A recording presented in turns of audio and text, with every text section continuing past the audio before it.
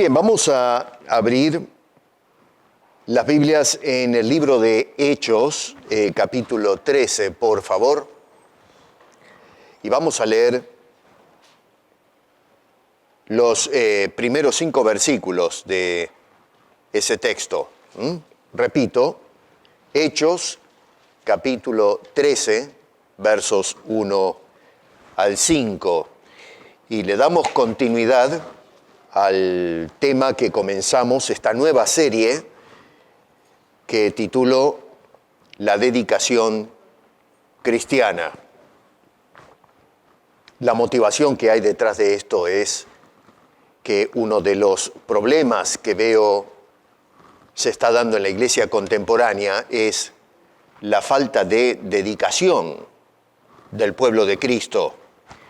Y si nos estamos dedicando a cosas que distan mucho, pero mucho, de lo que el Señor, decidió y encomendó a los creyentes que tomaran en cuenta en cuanto a ministerio se refiere.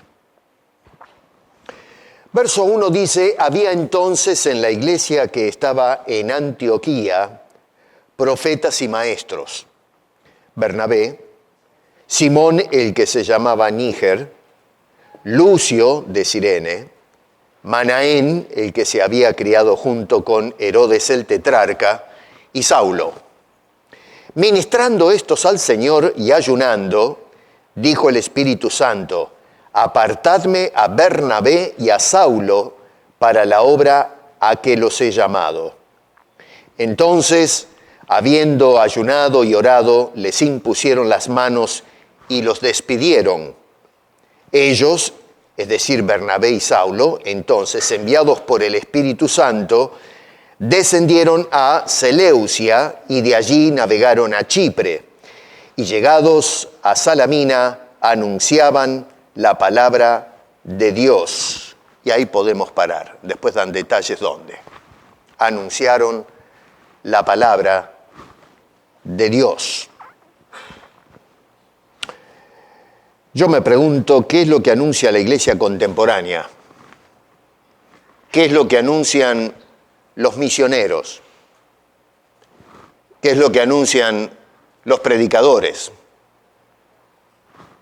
¿Qué es lo que anunciamos nosotros los creyentes cuando conversamos con la gente? Es para pensar. Cuando nosotros miramos la introducción del libro de Hechos, que es o forma parte de la segunda fase de todo el compendio que nos dejó Lucas, que es el autor de este libro. En un sentido es Dios el autor, pero usó a Lucas para escribir estas cosas. Tenemos el Evangelio de Lucas y esta segunda parte que habla de los comienzos de la iglesia cristiana. Y es interesante que cuando comienza el libro de Hechos, Lucas registra estas palabras del Señor Jesucristo en el capítulo 1, versículo 8, cuando el Señor dijo: recibiréis poder cuando venga el Espíritu Santo y me seréis testigos, puntos suspensivos, hasta lo último de la tierra. Cita Jerusalén, Judea, Samaria, pero hasta los rincones del mundo. Esa fue la comisión que dejó el Señor Jesucristo a sus seguidores. Ahora es muy interesante porque noten que de entrada Jesucristo y Lucas, que es el biógrafo que nos está contando de qué manera fue evolucionando la iglesia cristiana en las primeras quizás 3 décadas, que es lo que registra o engloba más o menos el libro de Hechos, nos dicen que la labor primaria de la iglesia cristiana desde los mismos comienzos es una labor misionera. Repito, cuando dice van a recibir poder para que me sean testigos hasta lo último de la tierra, no hay que ser un erudito para darse cuenta que en definitiva lo que el Señor encomendó, y Lucas le está poniendo el visto a eso, es decir, al registrar estas palabras se está diciendo esto es lo que se hizo y se debe hacer, y es que la iglesia tiene que tener una comisión que es de orden misionero. Repito, recibiréis poder para ser testigos. Hoy, lamentablemente, hermano, la iglesia se aboca su misión a muchas cosas menos de ser testigos de Cristo. Dios me dio la oportunidad de viajar un poco, he podido predicar en algunas iglesias, acá y afuera del país. Hoy con los medios masivos de comunicación no necesitamos salir de las fronteras para ver qué es lo que se está predicando o qué está sucediendo con el mundo evangélico en tu tiempo y el mío. Hoy podemos observar que algo muy extraño está sucediendo con lo que llamamos el cristianismo. Y honestamente vemos a una iglesia abocada a una cantidad de cosas. Pero lo que escasea hoy es iglesia que sea un testigo de Cristo. Estamos testificando acerca de los programas que ofrecen las iglesias, algunos muy interesantes. Estamos ofreciendo al mundo un lugar donde parece que el cristianismo es toda la felicidad, que si vamos a la iglesia se nos resuelven todos los problemas, vamos a prosperar económicamente, nuestros problemas de salud van a ser erradicados, y en fin, una cantidad de promesas, inclusive muchas de ellas que no se cumplen y otras mentiras, y ese es el enfoque de la iglesia cristiana. Hacia eso vamos. Poco se habla de Jesucristo, y cuando se habla de Jesucristo se habla cosas que no condicen lo que el Señor dice en la palabra de Dios. El resto del libro se trata precisamente de explicar cómo comenzó y cómo se extendió esta comisión que nos dejó el Señor Jesucristo, primero a los apóstoles y luego por extensión a toda la iglesia o los creyentes a través de la historia, y que es ser testigos del Señor. En este capítulo 13, ahí en el versículo 1, noten que se menciona la iglesia que está, o estaba, ya no, pero estaba en Antioquía. ¿Cómo comenzó la iglesia esta? ¿Cuál fue el génesis de esta congregación?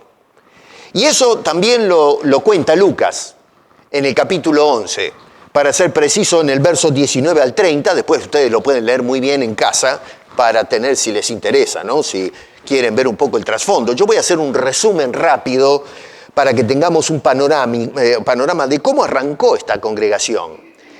Y lo que nos dice Lucas en los versos 19 y 20 es que este fue una congregación que nació en medio de una feroz persecución de los cristianos. Acaban de martirizar a Ay, se me escapó el nombre ahora. Gracias. Están despiertos hoy, ¿eh? Y comenzó esto, levantó los ánimos, parece que, no sé, agarraron valor los persecutores de la iglesia. Saulo es un muchacho en ese entonces, pide una autorización para poder hacer esto legalmente y empezar a perseguir a este grupo sectario, según interpretaban los judíos, que amenazaba con tirarse abajo todo el sistema. Así que los cristianos empezaron a ser perseguidos por la virulencia que había en las creencias de los judíos. Y sin embargo, a pesar de esa situación, los cristianos salieron corriendo de esta persecución, pero comenzaron a predicar el Evangelio. Verso 20 y 21 nos resalta en ese capítulo 11 cómo los creyentes comenzaron a predicar el Evangelio en medio de un ambiente altamente hostil, que dificultaba muchísimo el trabajo de aquellos hermanos en Cristo Jesús. Versos 25 al 26, Jerusalén escucha este fenómeno que se está dando en Antioquía, no imaginaba ni remotamente que, en fin, la persecución de los creyentes iba a tener un impacto social y espiritual en el mundo de aquel entonces, Antioquía empezó a estallar, hubo una explosión en ese lugar, Jerusalén se entera y mandan a los creyentes de la ciudad para ver qué es lo que está pasando, a ver si pueden traer un informe. Así que nos dice la Escritura que envían a Bernabé, en este caso, y este hombre se queda allí para empezar a enseñar la palabra de Dios. Nos dicen las Escrituras que estos hombres que fueron de Jerusalén se congregaron. Ojo que ya estuve hablando la vez pasada de la importancia de venir a la iglesia. Se congregaron en la iglesia y luego enseñaron en la iglesia. Y ojo, quiero que tomes nota de esto que estoy diciendo ahora. Se congregaron y enseñaron. Quiero que vayan observando que el génesis de la iglesia fue enfocado en la enseñanza. Lamentablemente hoy, la enseñanza bíblica se enseña, no digo que no, pero no es enseñanza bíblica. Hoy el modus operandi de la iglesia es leer un versículo de las Escrituras, cerrarla y ver a una persona caminar de punta a punta a los gritos, otros contando historias o testimonios personales, otros se dedican a pedir plata y a ridiculizar lo que es la doctrina de las ofrendas, Se naturaliza el robo, la estafa, la mentira. Eso se ha metido dentro de la iglesia y se ha normalizado. Eso es como se adora a Dios. El circo y la comparsa en medio de la adoración, eso también se ha hecho el común denominador en la adoración. En fin, lo que observamos es que una cantidad de cosas han reemplazado el factor central que tiene que tener la enseñanza, la exposición de las Escrituras. Por eso tenemos hoy un cristianismo empobrecido espiritualmente. Algunos dicen que es rico económicamente porque sembrando segamos bendición, lo cual es una mentira, pero algunos están creídos que es así, pero resulta que se van secando espiritualmente. El otro día escuchaba un reporte de los problemas que se están dando en la iglesia acerca de aborción, embarazos prematuros y una cantidad de cosas. ¿Por qué se está dando este tipo de problemáticas dentro de la iglesia? Porque los cristianos no están siendo educados en qué tiene que decir Dios al respecto. Pecamos en la iglesia. Antes decíamos, no, esto no se hace. Ahora lo que hacemos es hacerlo y luego vamos y pedimos perdón. Inclusive me llama poderosamente la atención porque uno de los factores que hizo estallar la Reforma Protestante es cuando la supuesta, la religión, vamos a ponerlo, la institución comenzó a cobrarle a la gente para darles el perdón. Si tú pones tanta plata, tanto perdón vas a obtener. Y hoy, en la iglesia evangélica, que por supuesto nació de la raíz de la Reforma, hoy lo que estamos haciendo es vendiendo por plata, cuando te dicen siembra, trae la ofrenda, trae los diezmos al alfolí, estamos vendiendo el perdón y la integración a la iglesia según la ofrenda que ponemos cada uno arriba del plato. Eso está sucediendo hoy en la iglesia cristiana. ¿Se alzan las voces de protesta? No. Lo que hacemos es aplaudir eso. Decimos bienvenido sea ese tipo de tendencias dentro de la iglesia. Así que acá encontramos entonces una congregación que prosperó en medio de la persecución. Ahora, ¿por qué sucedió este fenómeno? Nosotros apreciamos que según este informe de Lucas, en cuanto a los comienzos de esta iglesia, no comenzó en medio de circunstancias favorables, donde los cristianos estaban en una sociedad próspera y cómoda, sino en una situación muy complicada. No los amedrentó que la sociedad era hostil, y especialmente lo que es el gobierno en aquel entonces, a el hecho de predicar o ser testigos de Cristo, inclusive hasta lo último de la tierra, como habían recibido de comisión de parte del Señor, sino que todo lo contrario, lo que hicieron es empezar a empujar a la sociedad, tratar de penetrar en ella para llenarlo todo de Cristo Jesús, en obediencia al mandato que les dio el bendito Señor y Salvador. ¿Cuál es la causa del éxito de este fenómeno que se dio en Antioquía? Y noten qué interesante, porque el éxito no se debió a cuántos programas organizaba la iglesia. No se trató de la pericia de los predicadores, de los dones extraordinarios, de traer mucha plata de ofrenda para mostrar cuán dedicados estamos a Dios. Nada de eso sirve como cómputo en el registro de Lucas. Si hoy estuviésemos escribiendo ¿por qué las iglesias crecen y funcionan? Y bueno, porque tenemos estos programas. Estamos invirtiendo dinero para abrir esto y aquello. Cuando tenemos organizadores que tienen una visión tremenda. Y entonces adjudicamos el éxito de una iglesia basado en qué es lo que hacen los hombres dentro de ella. Y lo que tenemos son grandes empresas, no iglesias de Cristo.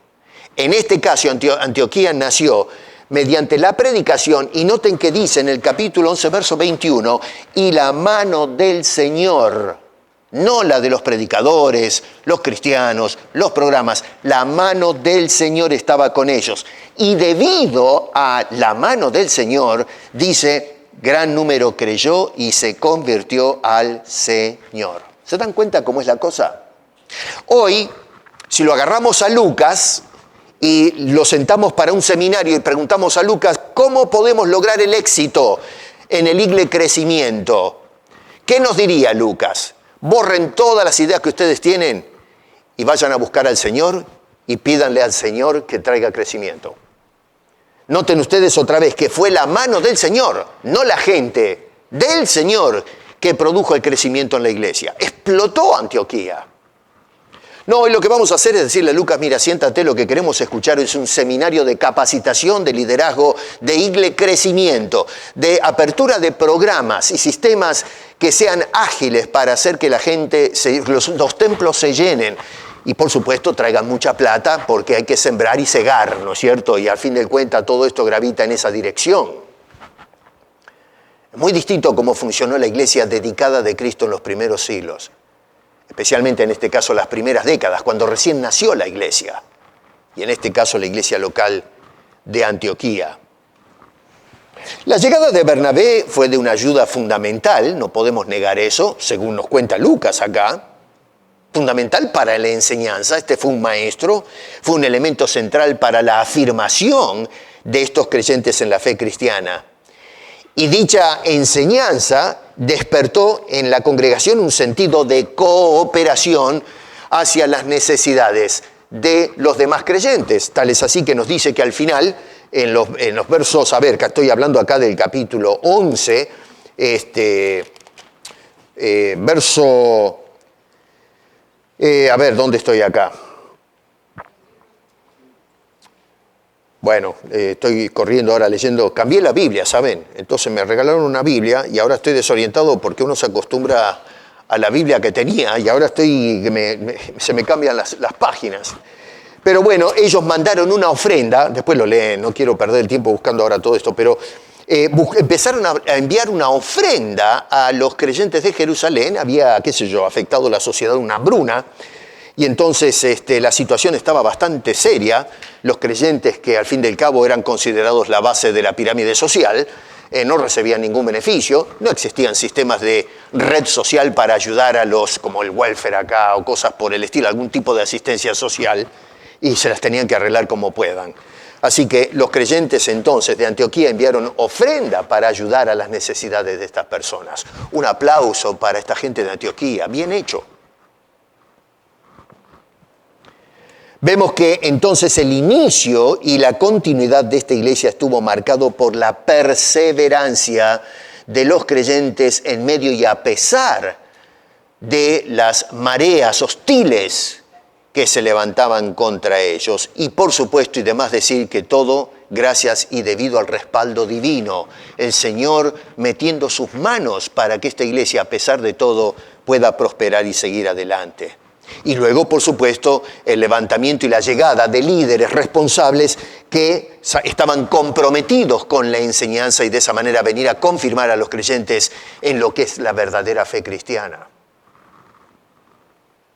Ahora Lucas lo que va a hacer es mostrarnos un aspecto muy importante de esta iglesia de Antioquía, que en el capítulo 11 comenzó, y es la dedicación misionera. Y acá yo voy a explicar algo muy importante ya en su momento acerca de qué entendemos por misión. Pero en este caso vemos en el capítulo 13 una iglesia dedicada a misionar. Una iglesia o una dedicación de parte de estos creyentes de Antioquía a lo que es misión. Lucas nos añade detalles muy interesantes ahí en esos pocos versículos, que lo puedo más o menos, bosquejar de esta manera. Uno nos dice lo que había.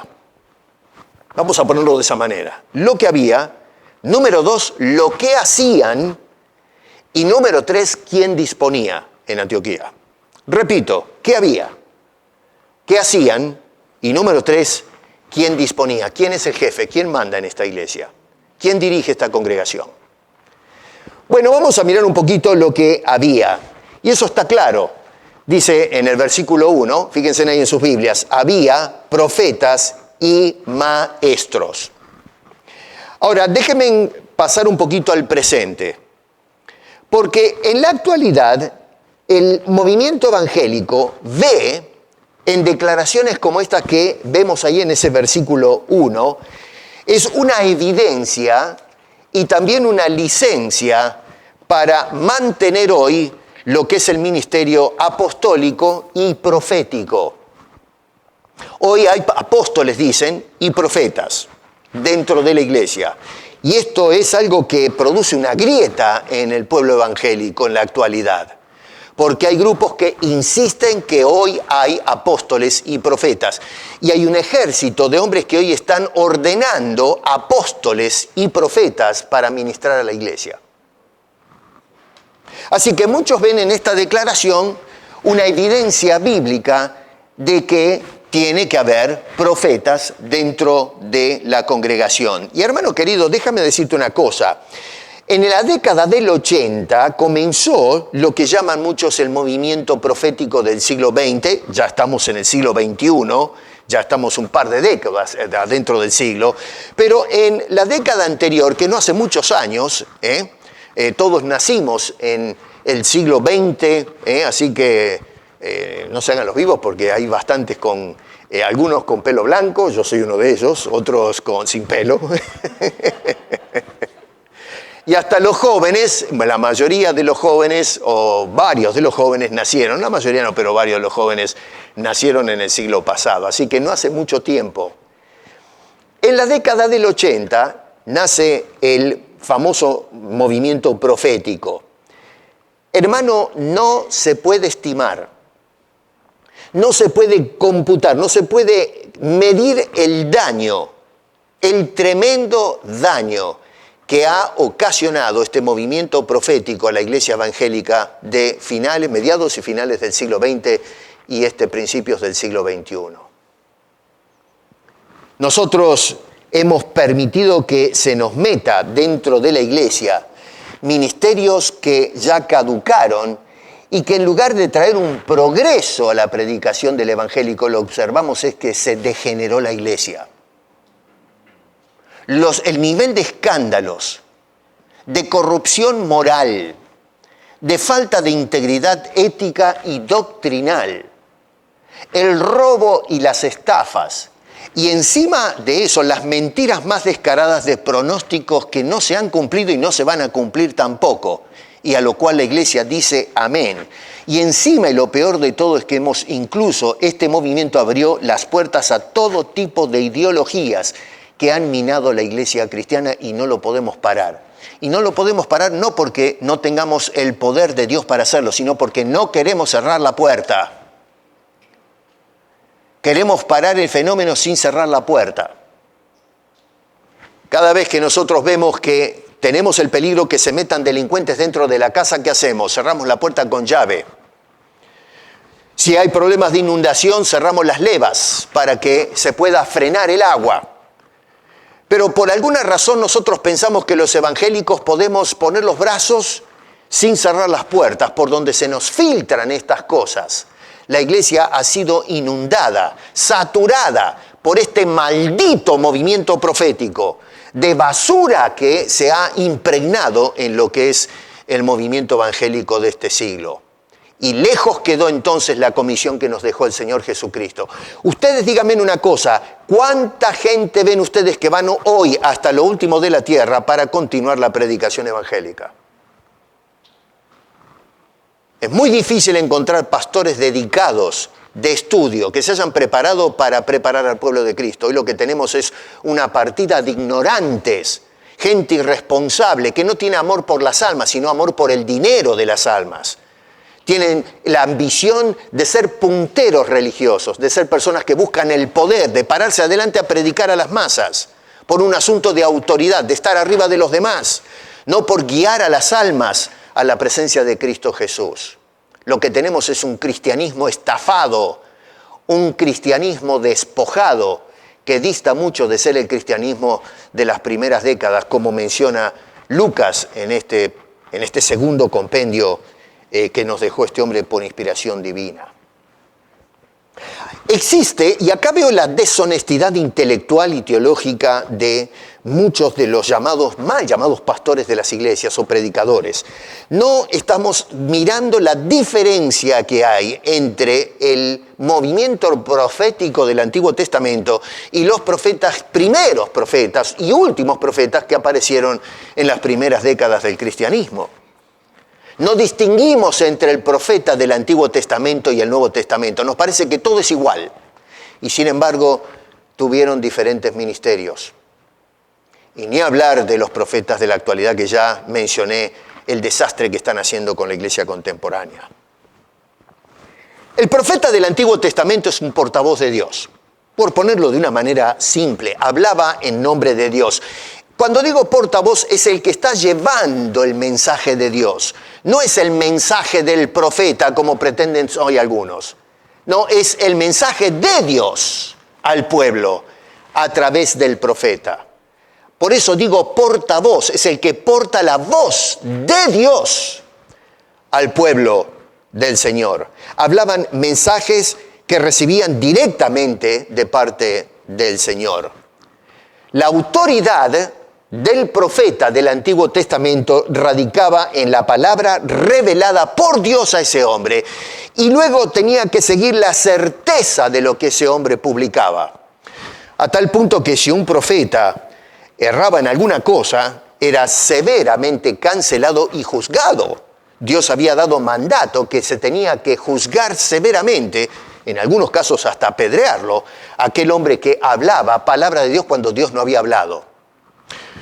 Hoy, mi querido, los que son o dicen que son profetas, y acá en Toronto hay un montón de esos. Esto sale por el video y yo creo que me van a poner a mí en la lista negra. Ya me ha pasado en años anteriores, pero me importa un pepino, francamente. Yo quiero estar en la lista de los salvos, no en la lista donde se hace todo este tipo de estafas.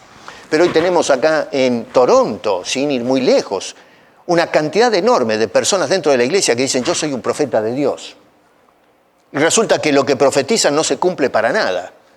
Y no vemos el escándalo de la sociedad, de la iglesia, cancelando a estas personas. Al contrario, le damos tarima, le damos púlpito, le damos lugar para que sigan esparciendo sus mentiras.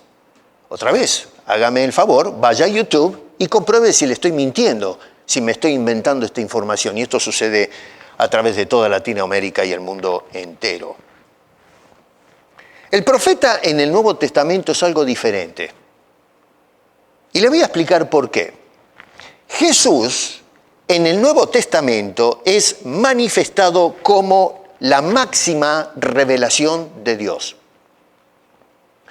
Si ustedes se van al libro de Hebreos en el capítulo 1, versos 1 y 2, dice el escritor: Dios, habiendo hablado, y quiero que tome nota esa frase en su sentido temporal. No dice que va a hablar, sino habiendo hablado en el pasado, muchas veces y de muchas maneras, en otro tiempo, por si no nos quedó claro la primera frase, a los padres por los profetas. En estos postreros días nos ha hablado por el Hijo, a quien constituyó, a ese Hijo, Dios, heredero de todo y por quien asimismo hizo el universo. Toda la tesis del libro de Hebreos es: la exaltación de Cristo, la supremacía de Cristo por encima de todo. Esa es la tesis de todo el libro. Y arranca el libro diciendo entonces, otra vez, Dios habiendo hablado en otro tiempo por los profetas. Ahora, en estos postreros días, que es donde estamos viviendo nosotros, desde que nace la iglesia, nos ha hablado por el Hijo. Ahora, quiero que tomes nota, que cuando dice allí, nos ha hablado, está hablando en tiempo pasado. Esto es importante tenerlo en cuenta. ¿Por qué? Porque indica que no hay más revelación escondida de Dios. No envía portavoces como en el Antiguo Testamento. Eso ya cumplió su propósito. Ya Dios utilizó ese método de comunicación al pueblo.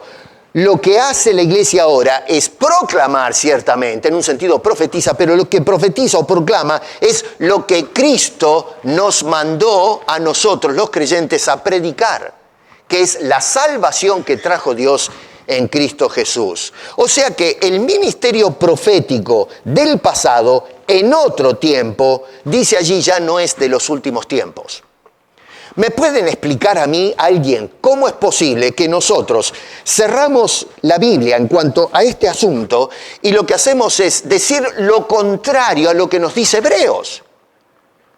Repito, el libro comienza diciendo Dios ha hablado en otro tiempo por medio de los profetas. Y hoy se levanta un ejército diciendo, no, hoy Dios sigue hablando. Los postreros días en los que estamos viviendo no habla por medio de Cristo, sino que habla por medio de nosotros, los profetas. Se inició o se resucitó el ministerio profético. Yo digo, pero a ver, ¿cómo puede ser que la iglesia de hoy pretenda predicar a Cristo cuando estamos manoseando las Escrituras? Es interesante ver cómo la iglesia se canta alabanza cuando se habla de obediencia a Dios. Supuestamente cuando alabamos a Dios es para honrarlo, para exaltar a Dios. Y sin embargo es una iglesia que vive en desobediencia. No nos interesa lo que dice la Biblia. Buscamos lo que encaja en mis convicciones y mi ideología personal. Pero cuando la Biblia nos dice, esto que estás haciendo está mal, saltamos, cerramos la Biblia. Y buscamos inmediatamente, tenemos la comezón de oír a alguien que satisfaga nuestra inclinación o nuestras propias ideas. Pero es una iglesia que hoy desobedece deliberadamente la palabra de Dios. Repito, dice la Escritura que en los postreros días nos va a hablar a través de Cristo y nosotros lo que hacemos es dar vuelta y poner el versículo 1 de Hebreos en el versículo 2. Es decir, Dios en los postreros días nos habla o va a continuar hablándonos por medio de profetas. ¿A quién le vamos a hacer caso nosotros? ¿A la Escritura o lo que se promueve hoy dentro del movimiento evangélico o el movimiento profético? Bueno, usted saque sus conclusiones. Jesús nos dijo a nosotros en Mateo capítulo 11, porque todos los profetas y la ley profetizaron hasta Juan. ¿Qué hacemos con ese versículo? ¿Acaso, a ver, que Jesús se equivocó acá? Porque por ahí hay algún descarado que dicen que Pablo se equivocó, Pedro se equivocó. No me extrañaría que alguien diga, Jesús metió la pata acá. Se equivocó Jesús. Jesús dijo que es hasta Juan. Allí termina el movimiento profético del Antiguo Testamento. Así que el escritor no habla entonces, y las Escrituras tampoco, de un futuro en el que Dios hablará otra vez por medio de los profetas, sino que lo hizo en un tiempo pasado. Ya terminó esa labor. En estos postreros tiempos, entonces, la revelación máxima no es a través de profetas, sino a través de la persona y obra de nuestro Señor Jesucristo. Así que los profetas, entonces, que aparecen en el Nuevo Testamento, y lo van a encontrar específicamente en el libro de Hechos, después no se habla más, salvo una alusión que hace Pablo, que tiene que ser vista en su contexto como ser en Efesios, acerca de apóstoles y profetas. Pero ahora les voy a explicar un poquito sobre eso. Pero básicamente lo que hacían los profetas del Nuevo Testamento no es añadir revelaciones especiales, es decir, Dios me está diciendo otras cosas, sino que ellos interpretaron y aplicaron a la iglesia las revelaciones de Jesucristo cuando le dio enseñanzas específicas a los discípulos. Él les dijo, id y enseñad las cosas que os he mandado. Eso es lo que le mandó Jesús enseñar a estos hombres, no a profetizar cosas nuevas. En cuanto al enfoque del mensaje, el profeta del Antiguo Testamento se dedicaba a declarar advertencias y llamar al pueblo al arrepentimiento, a regresar a Dios. Ciertamente que hacían predicciones mayormente centradas en la venida futura del Mesías. Cuando nosotros analizamos todo el contexto profético del Antiguo Testamento, casi todas las profecías apuntan en esa dirección, salvo en algunos casos en que indicaba cómo Dios iba a juzgar a las naciones y preservar al pueblo de Israel, que en definitiva era con el propósito de levantar eventualmente al Salvador del mundo. Ese era el propósito por qué Dios guardaba a Israel, no porque hayan sido una persona fuera de serie. El profeta del Nuevo Testamento proclama el Evangelio. El apóstol Pablo escribe a los de la iglesia de Corinto que justamente lo que estaban haciendo es haciendo usufructo del don de profecía para provecho propio. Era una iglesia donde el cristianismo competía entre sí. Y había personas que abusaban del don de lenguas, otros abusaban del don de profecía. Y Pablo escribe la carta para decir, señores, ustedes tienen que encajar en los rieles de lo que es el ministerio de profecía. Y nos dice en el capítulo 14, yo no puedo analizar todo el capítulo porque se nos va el tiempo, pero en el verso 3 Pablo dijo, pero el que profetiza habla a los hombres. Si yo tuviese a Pablo acá le preguntaría, ¿para qué le habla a los hombres? ¿Para hablarle que tenga cuidado porque en una semana va a perder el trabajo? ¿O por ejemplo que Dios la semana que viene le va a hacer ganar la lotería? O qué sé yo, tonterías de ese tipo, ¿no?, que se da hoy en la iglesia. Te va a curar el dolor de la rodilla. Ese bulto que te salió, ese forúnculo que tienes ahí en el cuello, te lo va a disolver el Señor. Nos profetizan esas cosas.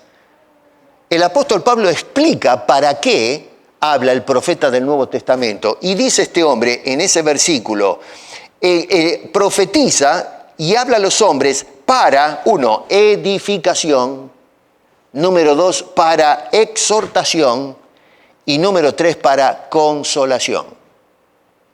No lo dice Piesco, lo dice Pablo. El apóstol San Pablo está enseñándole a la iglesia de Corinto y por extensión a nosotros cuál es la función del profeta del Nuevo Testamento. Y ahí están las 3 reglas. Repito, es para, dice este hombre, edificación, exhortación y consolación.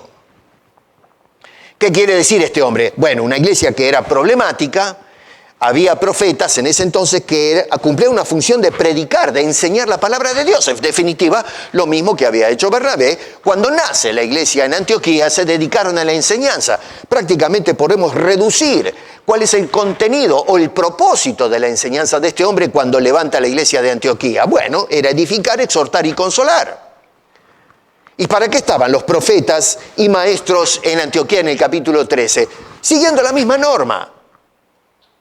Corintio fue después de Antioquía. Y Pablo está metido ahí porque noten que al final dice Saulo, que es Pablo, estaba en esa congregación. Y es Saulo o Pablo el que va a enseñar después a Corinto diciendo, así es como funciona el ministerio profético en la iglesia. No solamente en Corinto, en todo lugar. Edificar quiere decir construir, implica nutrir a la congregación, fortalecer a la gente espiritualmente en las cosas de Dios. ¿Nos sentimos más fortalecidos espiritualmente en la iglesia contemporánea? ¿A qué llamamos fortalecernos o nutrirnos espiritualmente? Segundo, la exhortación, animar, corregir lo que está torcido, lo que está mal, hacia una vida más dedicada o consagrada al Señor. Y luego el ministerio de consolación es traer alivio, calma, tranquilidad, esperanza a las personas que están encarando problemas. Ese es el ministerio casi exclusivo del profeta o el predicador de la iglesia en el Nuevo Testamento. Llama poderosamente la atención incluso que históricamente hablando, Cuando ustedes pasan del primer siglo, que es, digamos, el siglo de los evangelios, o la nacimiento y muerte de Cristo, y lo que es la iglesia cristiana en sus comienzos, incluyendo Antioquía, es interesante que cuando entramos al segundo siglo desaparece por completo, no hay vestigios del ministerio profético. Tenía razón Jesús cuando dijo, predicaron o profetizaron hasta Juan. Murió Juan y murieron todos los profetas que nacieron más o menos en la generación de Juan, y se murieron todos y se terminó. Usted no encuentra vestigios de un ministerio profético en el segundo siglo. Aparece por ahí un tal Montano, un hombre que fue un problema para la iglesia. Este hombre nació en el año, si no recuerdo mal, 150 y murió en el 220 de la era cristiana. Ahí me perdonan si me equivoco con los números, pero creo que estoy acertado, más o menos. Después mírenlo en el internet, los que tienen ahí pueden chequear ahora. 150 al 220. O sea que estamos hablando de la mitad del siglo II y ya en el siglo III ya se murió el señor este. Pero este hombre levantó un movimiento que se llama el montanismo. Este hombre decía que recibía revelaciones del Espíritu Santo. Había dos señoras, Maximilia y Priscila, que se tiraron a sus maridos por la ventana, bueno, no los tiraron por la ventana, es una manera de decir, se deshicieron de los maridos para seguir a este hombre, y entonces comenzaron a hablar de que Dios les hablaba y que iba a venir Cristo en cualquier momento. Tal fue el asunto que cautivó a mucha gente, pero la iglesia descalificó por completo a Montano, a estas dos señoras y el movimiento montanista. Usted después de eso no va a encontrar ninguna mención en la historia del movimiento profético, hasta que salen estos sinvergüenzas en la década del 80 diciendo Dios resucitó el movimiento profético. ¿Por qué? Porque en los 2000 años Dios guardó silencio. No tenemos Biblia para estudiar, Dios no nos habla en absoluto, estuvo callado por 2000 años. Y gracias ahora a estos profetas de la década del 80 y los que están hablando en la actualidad, al fin estamos otra vez escuchando la voz de Dios. Pero dígame si no insulta eso, no solamente el ministerio de la iglesia, pero insulta a Dios mismo, que nos estuvo hablando durante la era de la iglesia, llamando a la gente a salvación y edificando a su pueblo a través de la palabra. Ahora, una de las razones del por qué hoy no hay profetas, o por qué, podemos decir, por qué había profetas en el primer siglo y no hay en el segundo siglo. Bueno, el tema es que históricamente todavía el Nuevo Testamento no está compaginado. No tenían la Biblia del Nuevo Testamento que tenemos nosotros. Y Dios tiene que enseñarle a la iglesia. Y entonces están los apóstoles, los profetas que terminaron en la última generación del clan profético con Juan. Había algunos que Dios utilizó para enseñarle al pueblo de Israel. Estos profetas se convierten al Evangelio y ahora son estos hombres, estos profetas, la última generación, que están predicando lo que Cristo enseñó. Así que como no hay Nuevo Testamento, se utiliza este personal para publicar el Evangelio y edificar a las iglesias. Una vez que ya los apóstoles estaban muriendo y toda esta generación de maestros, y entonces la iglesia se vio en la necesidad de comenzar a almacenar las cartas circulantes, y así es como nace el Nuevo Testamento. Una vez que se mueren estos hombres, ¿cómo vamos a verificar las enseñanzas? ¿Cómo vamos a seguir aprendiendo? Y es por eso entonces que se formó el canon del Nuevo Testamento. Una vez que tenemos el Nuevo Testamento, ya no hace falta los apóstoles y los profetas que pusieron la base de la fe cristiana. Por eso es que no encontramos ya profetas en el segundo y tercer siglo. Pero en el primer siglo los tenemos todavía, porque la última generación, y porque no teniendo Nuevo Testamento tenían que todavía aprender la palabra de Dios. Eso es lo que había en Antioquía. Maestros de la palabra de Dios. La segunda cosa es, ¿qué hacían? Bueno, en Antioquía hablaban en lenguas, tocaban la guitarra eléctrica, levantaban las manos para tocar. A veces en los cultos dicen, levanta, el otro día estaba hablando con unos hermanos, está esta moda de que levanta, estamos cantando y levanta tu mano. Levanta las manos. ¿No han escuchado alguna vez eso? Levanta la mano. ¿Por qué? Porque sí, hay que alabar a Dios. Levantando la mano. O sea que si yo levanto la mano, alabo a Dios. Si no la levanto, no la alabo. Le decía a los hermanos un poco jocoso, ¿no? ¿Y el manco qué hace? Si soy manco, soné. Si tengo artritis y no puedo levantar el brazo, soné. Solamente el que levanta la mano, ¿qué hace? Le toca los dedos a Dios. Creo que el otro día mencionaba este fenómeno. Estamos más cerca del cielo al levantar las manos. Vamos, señores, a ver, Pablo dice que ofrezcamos un culto racional, lógico, coherente, y lo que hacemos es hoy adorar a Dios en forma totalmente incoherente. ¿Por qué hacemos las cosas? Porque me dicen que lo haga. Pero ¿tú te crees realmente que porque te paras a cantar con la mano levantada y después sales de la iglesia y vives como la patada? Una vida que no está dedicada a Dios, que eso te acerca a Dios. ¿Ustedes creen, realmente se creen que yo porque levanto la mano después salgo y puedo vivir el cristianismo como a mí me parece? La gente hoy piensa que sí. En la iglesia es así, porque si no fuese así, no lo harían. Pero nos engrupen con que levanta la mano, o hablar en lenguas, o profetizar, que se va a caer el gobierno de, no sé, Biden y va a subir el de Trump, o acá en Canadá, el que tenemos ahora, o qué sé yo, que le vamos a curar las rodillas a los que están en la iglesia con la rodilla torcida. ¿Usted no ve eso en Antioquía?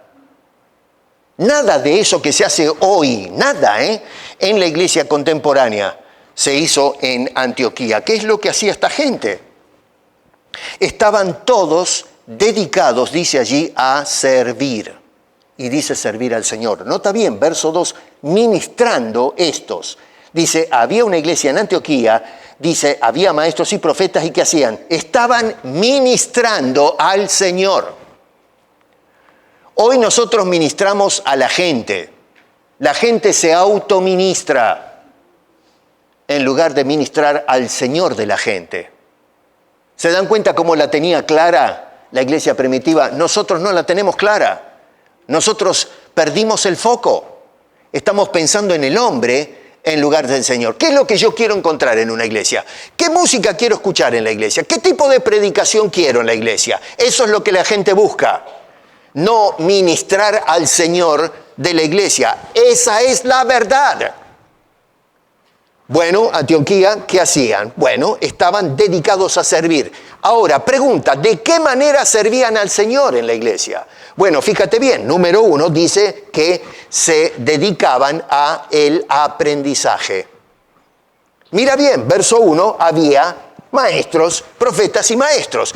¿Y qué hacían los profetas y maestros? ¿Jugaban a la lotería, al dominó? No, señor. ¿Aprendían música? No, señor, se dedicaban a enseñar. ¿A quiénes? ¿A los bancos? Señores, estaba la gente de Antioquía que se sentaban a recibir la enseñanza. La iglesia de Antioquía nació a punta de enseñanza. Y la iglesia de Antioquía continuó ahora con éxito a punta de enseñanza. Arrancó y siguió su ministerio sirviendo al Señor a través de la enseñanza. No, pero que la enseñanza mata, la letra y qué sé yo y cuántas cosas. Resulta que, como dice bien el Antiguo Testamento, reprochaba al Dios a Israel diciendo, mi pueblo perece por falta de conocimiento. Y hoy la iglesia anda como la patada, porque no tiene conocimiento, no sabemos ni por las tapas por qué hacemos lo que hacemos en la iglesia. Lo hacemos porque es tradición, porque es costumbre, pero no podemos definir por qué estoy haciendo esto. Somos una partida de brutos en la iglesia. Estamos encajonados en una mentalidad cerrada, de mente cerrada, obtusos. No sabemos lo que hacemos. Lo hago porque el pastor dice que lo haga. Y lo repetimos domingos a domingo, se convierte en la tradición. En definitiva, vamos a la iglesia, vamos a la misa los domingos. Porque así se vino haciendo por 2000 años. Hombre, si hoy le pregunto a la gente, ¿por qué usted se bautiza? Probablemente los que tomaron el curso de bautismo sepa, pero la mayoría no tienen la menor idea por qué pasamos por agua. En mi casa a veces mi señora hace huevos pasados por agua, ¿no? Le llamamos, hervimos los huevos más o menos. Bueno, hoy tenemos cristianos pasados por agua. Crudos, a medio cocción. No tenemos idea por qué hacemos las cosas. ¿Por qué celebramos la Cena del Señor? ¿Qué sé yo? El domingo, una vez por mes. se comen el pancito con el vino, y yo lo hago porque todos lo hacen. Nos ponemos de pie para cantar. ¿Y por qué se para? Y qué sé yo, no sé, porque dicen que nos paremos y nos paramos. ¿Por qué ora? Y no sé, porque en la iglesia oran, entonces yo oro también. No tenemos ni idea por qué hacemos las cosas. Y eso es porque la iglesia no está sentada en las bases de la enseñanza de Dios a través de su santa palabra. Nuestro bendito Padre Celestial es un Padre tierno, bueno, que nos está diciendo: hijo, aquí están mis consejos, aquí está mi ayuda, te estoy enseñando el camino por donde debes andar. Nuestro Padre nos está instruyendo y nosotros los hijos no hacemos caso. Hacemos lo que se nos da la gana y a eso le llamamos dedicación. No, eso no es dedicación. Entonces encontramos que se dedicaron a la enseñanza. Segundo, se dedicaron a la ministración, verso 2. Y repito, ¿ministración a quién? Al Señor. Es decir, se trata del desempeño enfocado en el servicio y la glorificación de Cristo Jesús, por quien nace la iglesia. Esto incluye el culto que le ofrecemos al Señor. Y ya les dije que Romanos, nos dice Pablo, debe ser el culto un culto racional. Racional quiere decir lógico, que entiendes lo que haces. ¿Por qué haces lo que haces? Dime tú, ¿por qué vienes a la iglesia el domingo? ¿Qué haces acá? Bueno, porque usted ya me tiene hasta acá arriba, que tengo que venir a la iglesia. No, señor, esa no es la razón de por qué tiene que estar acá. Vaya a casa y estudie por qué tiene que congregarse. Dios lo ordena y hay un montón de factores del por qué nos tenemos que congregar. Lo que estamos haciendo ahora al abrir las Escrituras es gracias a venir a la iglesia para poder juntos abrir las Escrituras y entender cómo Dios espera que nosotros nos conduzcamos como creyentes. La tercera cosa es, primero es enseñando, segundo ministrando y la tercera cosa es orando. Dice este hombre en el verso 2 que ayunaron, que es parte del ejercicio de la oración en aquel entonces. Y verso 3 dice, habiendo ayunado y orado. Antes y después, ¿qué hacía la iglesia? Ministraba en oración. Hoy las iglesias abren programas y tienen ideas formidables, pero llámelos a orar. ¿Ponemos esas cosas en oración? ¿Cuántos ministerios hoy tiene abiertos las iglesias evangélicas? Pero ¿cuánto dedicamos a orar? Hermano, escúchame una cosa. ¿Cómo empezó la iglesia en el Nuevo Testamento? Mira tu Biblia. Pero esto no hay que ser un doctor en materia de teología. Estos hombres dicen que cuando el Señor les dijo, quédense en Jerusalén y van a recibir poder para ser testigos, ¿qué hicieron? Se fueron a orar. Al final del capítulo 1 nos dice que estaban todos reunidos en el aposento orando. Y mientras oraban, de repente apareció el Espíritu Santo. Nosotros no. Nosotros esperamos que el Espíritu Santo venga antes y después me pongo a orar, si es que me queda tiempo.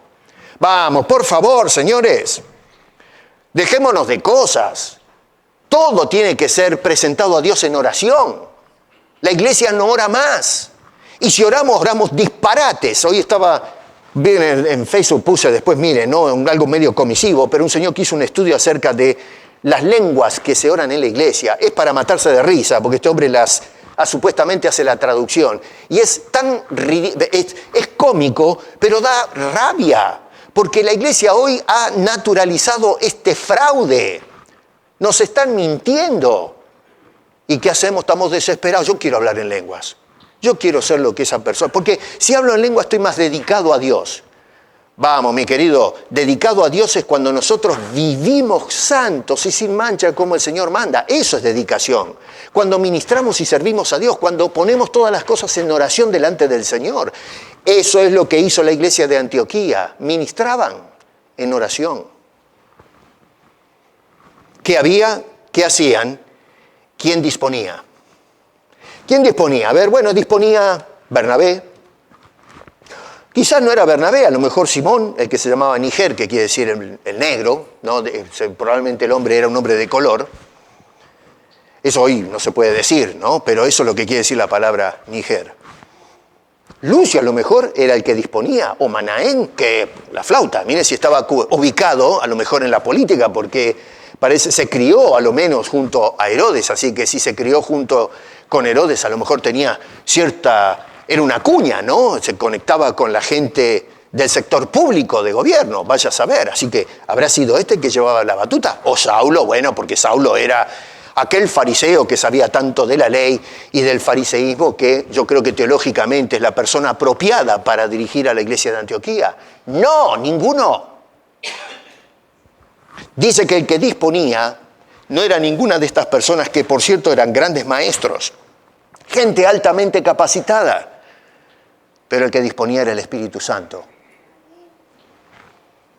Verso 2 dice, dijo el Espíritu Santo, apartadme a Bernabé y a Saulo para la obra a que los he llamado. Y mira bien eso, apartadme y los he llamado. ¿Quién manda acá? ¿El apóstol?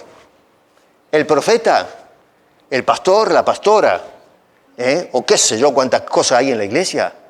No, el Espíritu Santo. Claro, hoy en cierto sector del evangelio, del mundo evangélico, dicen, amén, amén, el Espíritu Santo, gloria al Espíritu Santo, tenemos que estar llenos del Espíritu Santo, tenemos que estar bautizados 55 veces con el Espíritu Santo, todo el Espíritu Santo. Pero resulta que hablas hasta por los codos del Espíritu Santo y después vives como un pagano.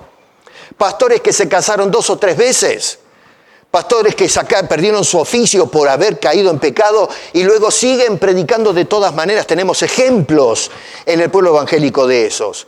Personas que viven como se le da, viven en adulterio, en fornicación, mintiendo, estafando, robando, pero van el domingo a la iglesia y cantan alabanza. Vamos, señores, eso es dedicación a Dios. ¡Despierta, pueblo! El Espíritu Santo le habla a la iglesia y el Espíritu dirige a la iglesia. No justifican los pecados de la iglesia. El Espíritu de Dios habla, el Espíritu de Dios comanda a la iglesia. No como hacemos en la actualidad. Es muy fácil hablar y mencionar al Espíritu Santo cuando vivimos no guiados por el Espíritu, sino guiados por la carne y por nuestras propias convicciones personales. Noten que acá en este caso tenemos, basado en lo que nos dice ahí, a un Espíritu que habla, el Espíritu que separa y el Espíritu que llama. Hoy la iglesia, ¿qué hacemos? Los hombres son los que hablan, los hombres son los que separan y los hombres son los que llaman o envían. Por eso es que tenemos hoy gente ordenando, hombres ordenando a hombres, apóstoles ordenando a apóstoles, profetas ordenando a profetas. Se usa mucho la ilustración del manto de Elí. Yo te pongo el manto de Elí. Oro y estoy ungiendo en oración a este profeta, a este apóstol de Jesucristo, enviado. Yo te unjo con poder. Yo te pongo encima tuyo el manto de Elí, la espada de David. Vamos, por favor, dejémonos de la verdad que me va a agarrar a mí una úlcera estomacal si no la tengo ya, pero eso es lo que se está dando en la iglesia. No eran los líderes, no eran los profetas y los maestros quienes disponían cómo se hacen las cosas en la iglesia. Es el Espíritu de Dios en la iglesia. El problema es que la iglesia hoy no escucha al Espíritu de Dios, escucha a los charlatanes. Eso hacían en Antioquía y por eso tenía éxito la iglesia. La mano de Dios estaba trabajando en ellos. El Espíritu Santo estaba trabajando en esa congregación. Disponía Dios, no los hombres, cómo se tenían que hacer las cosas. Eso es dedicación. Una iglesia dedicada a la misión de la iglesia, que es ser testigos de Cristo. Ahora, noten que el Espíritu Santo acá se manifiesta mientras ellos están envueltos en la enseñanza. Es decir, mientras ellos están impartiendo la palabra, mientras están ministrando y mientras están orando. No están esperando, sino que mientras están dedicados a ministrar, es que el Espíritu Santo entonces interviene y dice, ahora voy a trabajar con esta gente. Dios les había hablado al pueblo cuando el pueblo les escuchaba y les servía al mismo tiempo. ¿Estamos haciendo eso hoy en la iglesia? No.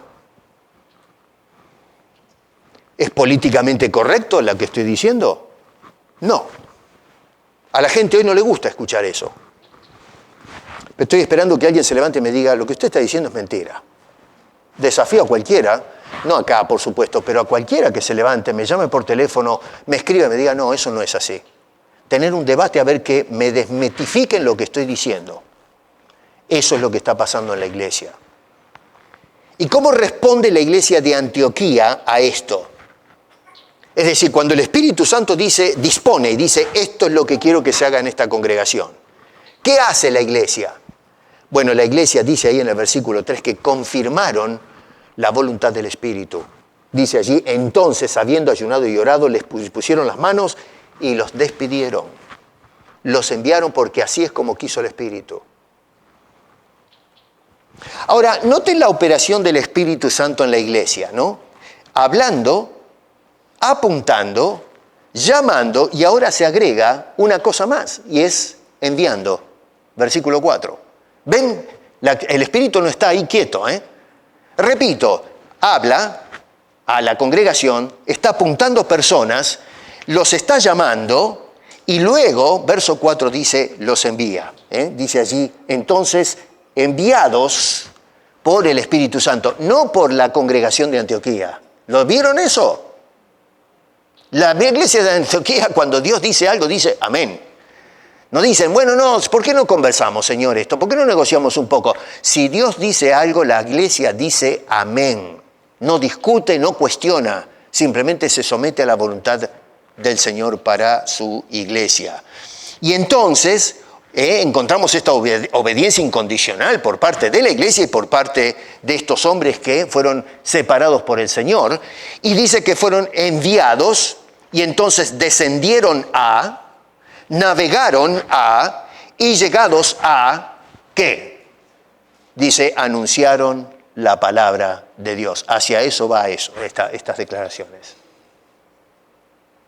¿A dónde va la iglesia? Hoy, se habla de gente que son enviados. ¿A dónde? ¿A qué? Descienden. Es decir, descienden quiere decir van. ¿A dónde? ¿A qué? ¿A qué vamos? Dice allí, navegaron. Hoy viajamos en avión, en barcos transatlánticos. ¿A dónde? ¿A qué? ¿A dónde van? ¿Saben a qué van? Van a sacarse fotos. Bajan en Latinoamérica ahora los cráneos que van de acá, de Canadá y Estados Unidos, con un falso título de doctorado. Y entonces van y los llevan en taxi o en un Uber o qué sé yo, en una limusina a las iglesias y allá los anuncian. Acá viene un predicador de Toronto, un hombre que levanta las manos y le toca los dedos a Dios. El apóstol o el profeta. Y le tienden la alfombra roja para que pasen estos hombres. Y empiezan a hablar pavadas, tonterías, a estafar a la gente. ¿A qué van? ¿Para qué van? Bueno, Antioquía iban para predicar la palabra de Dios. Hoy lo que vemos es hombres y mujeres en los púlpitos que lo que hacen es hablar de ellos mismos, se hacen autopropaganda. Yo esto, yo aquello, yo acá. Hace poco estaba escuchando a un par de individuos que se la pasaban, nos hablaban y se hacían propaganda. Yo tengo estos ministerios acá, abrí estos ministerios allá, yo hice esto, viajé acá, viajé allá, puse el pie en este lugar, puse el pie en el otro, me recibieron multitudes, me escuchan en las radios, en la televisión, hasta los perros me escuchan. Pero de la palabra de Dios, bueno, así no trabajaba Antioquía. Y yo creo que Antioquía es la que funcionaba bíblicamente, no la sarta de embusteros y sinvergüenzas que hoy pululan en las iglesias. Son términos fuertes, ¿verdad? Pero es la pura verdad.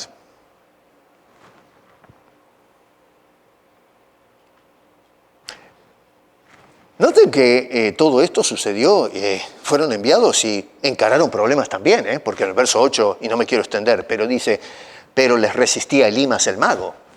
Así que nació con la persecución y todavía después cuando se dedicaba a la misión también recibieron la resistencia. No paró el asunto.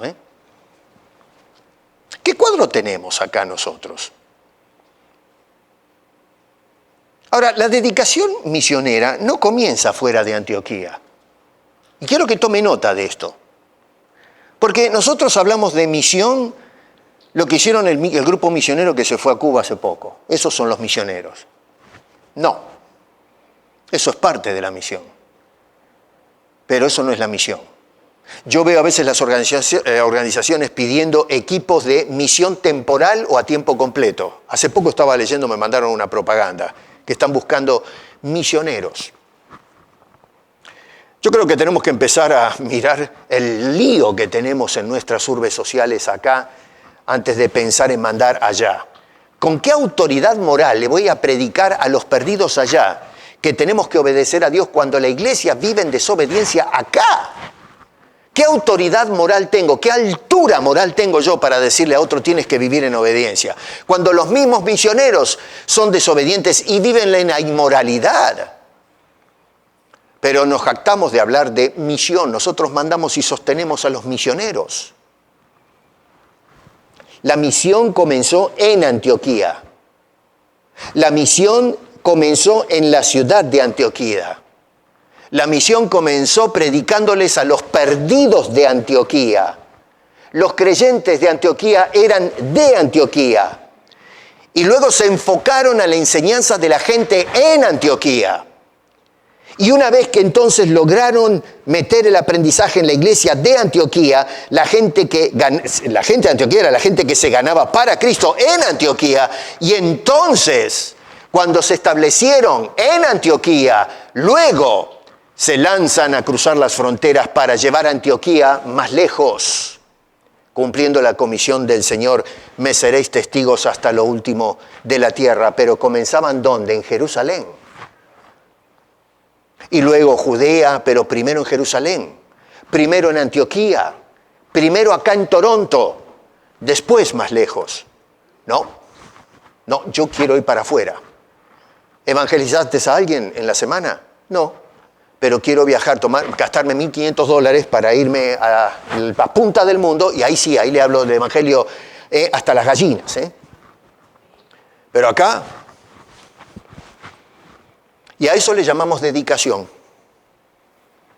O sea que acá en esta iglesia, por ejemplo, los únicos dedicados serían los que se tomaron el avión el otro día. ¿Y los demás qué somos? ¿Habrá algún problema ahí? La dedicación tiene que empezar acá, hermano. Tiene que empezar en tu casa. Tiene que empezar en tu iglesia. En el hogar, primero que todo, porque hay gente que testifican mucho afuera de la casa y adentro son un desastre. Agarramos a la mujer a los golpes, a las patadas. ¿Sabe cuántas veces a través de mis años he conocido gente que están cantando y alabando a Dios, y algunos hasta ministran y predican? He conocido hasta pastores que después en casa le dan una paliza a su señora. Y eso es la pura verdad. Cristianos que roban y estafan, pero en la iglesia somos todos santos. Y a eso le llamamos dedicación. Dedicación a la delincuencia, ¿verdad? Pero no dedicados al servicio o al Señor. La misión tiene que comenzar en tu vida y en tu casa, y luego en la iglesia local, luego en tu vecindario, y luego hasta lo último de la tierra. Así es como ordenó la iglesia su ministerio en esta ciudad. Así que la obra misionera tiene su punto de arranque, que es el lugar donde tú estás asentado. ¿Y cuál es el propósito? Bueno, dice allí, ya te lo he repetido hasta el cansancio, es anunciar la palabra de Dios. Así que la iglesia entonces fue establecida mediante el anuncio de la palabra de Dios, nos dice Lucas en el capítulo 11. Nos dice también que la iglesia se mantenía ministrando la palabra de Dios en Antioquía y en la sociedad. Y luego la iglesia se lanzó hacia afuera de Antioquía anunciando la palabra de Dios. Así que fue el génesis, la continuidad y la extensión que encomendó el Señor Jesucristo a la iglesia. ¿Qué aprendemos entonces nosotros de este documento, de este relato que nos hace Lucas, de esta congregación en Antioquía, en cuanto a la misión de la iglesia, que es el gol de la predicación? Bueno, esta era una iglesia con compromiso personal. Todos los que están ahí están comprometidos con el Señor. Tuvo cuidado la revelación de mencionarlos, y sin duda que está toda la congregación que se sentaba a escuchar y a tener la dirección de estos hombres, y en especial del Espíritu Santo. Esto nos habla de una gente comprometida personalmente con el Señor. Todas estas personas se responsabilizaron, estaban comprometidos con y por la iglesia de Antioquía, la iglesia local, donde ellos conocieron al Señor. Segundo, la participación en la iglesia local. No estaban sentados, no eran pasivos, todos tenían algo que hacer. Estaban congregados en la iglesia, estaban estudiando en la iglesia y estaban orando en la iglesia. Así que estaban metidos ahí, al pie del cañón. Y número 3, apoyando la misión global. No solamente acá, pero ahora vamos a tratar de ver desde el arranque, se preocuparon por lo que pasaba en Jerusalén con el tema del hambre, y ahora vemos a estos hombres soltando a estas 2 personas para que, según dijo el Espíritu Santo, los necesito a estos 2, y allá los mandaron. Y sin duda que le dieron el apoyo detrás en oración y también el financiero y todo lo que implica, pero le pusieron el hombro al asunto. Eso es una iglesia dedicada, hermano. Esa es la iglesia correctamente establecida. Esto no se preservó simplemente para darnos un poco de información. Claro, no hay teología tal vez en el relato, la narración, pero lo que vemos es el modelo donde se mueve el Espíritu de Dios y prospera la iglesia, donde está la mano del Señor dándole crecimiento a la iglesia, a lo menos en calidad de creyentes. Noten ustedes que cuando los creyentes están dedicados a esto, es que el Espíritu Santo realmente se manifiesta. No experiencias raras y místicas, sino de esa manera que toma decisiones, toma las riendas de los ministerios y los encausa a cumplir la comisión que nos dejó Jesucristo. Quiero que sean testigos míos hasta lo último de la tierra. Ese es el solo propósito de la iglesia. No hay ningún otro propósito. El propósito de por qué Dios nos tiene todavía acá es para que seamos testigos de Cristo hasta lo último de la tierra, empezando por Toronto y por Estados Unidos y hasta donde el Señor disponga.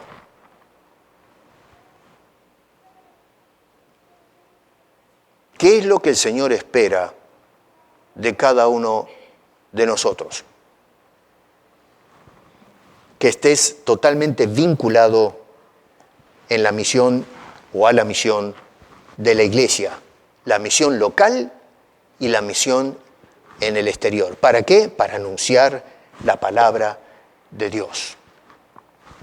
El fundador de World Vision, Bob Pearl, dijo: la misión de la iglesia no es simplemente ir a lugares distantes y hacer cosas extraordinarias, sino ir a los lugares ordinarios y hacer cosas sencillas con un amor extraordinario.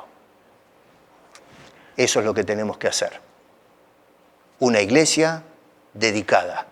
Es una iglesia que está enfocada en la misión, empezando acá y luego pensando allá.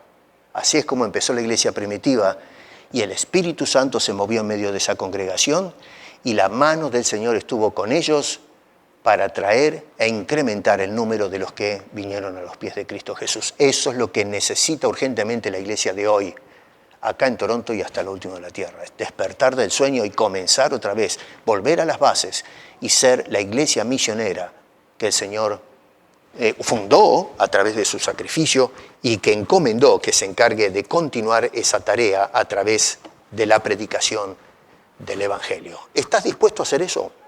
¿Estás dispuesto a formar parte de la iglesia misionera, de cumplir la misión? Bueno, eso se lo tienes que responder al Señor, no al pastor de la iglesia. Es un compromiso personal con el Señor. Padre, gracias te damos por tu palabra y por haber preservado estos relatos que son históricos y nos hablan de cómo se manejaron los cristianos del primer siglo. Y nos damos cuenta que dista mucho lo que se ve hoy en la iglesia con lo que hicieron aquellos cristianos que estaban bien cerca del advenimiento de Cristo y la obra que hizo. Muchos de ellos fueron testigos, estuvieron, caminaron con el Señor, aprendieron del Señor. Hoy pasaron 2000 años y prácticamente eso quedó registrado en libros de historia nada más, pero hemos roto el cordón umbilical que nos conecta con la realidad y la experiencia de aquellos hermanos que tuvieron un sentido misional, comprometidos con la misión, la local y luego hacia afuera. Hoy estamos abocados y dedicados a entretener al pueblo, a poner contenta a la gente. No se habla de pecado, no se habla de perdición, todo eso es malas palabras, Señor.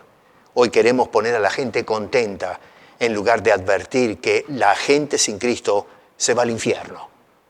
Y culpables de eso somos nosotros, la iglesia, que hemos cerrado la boca, cometemos el pecado del silencio, no predicamos más la palabra de Dios. Señor, haz de esta una iglesia misionera, porque te lo pedimos en el nombre de Cristo Jesús.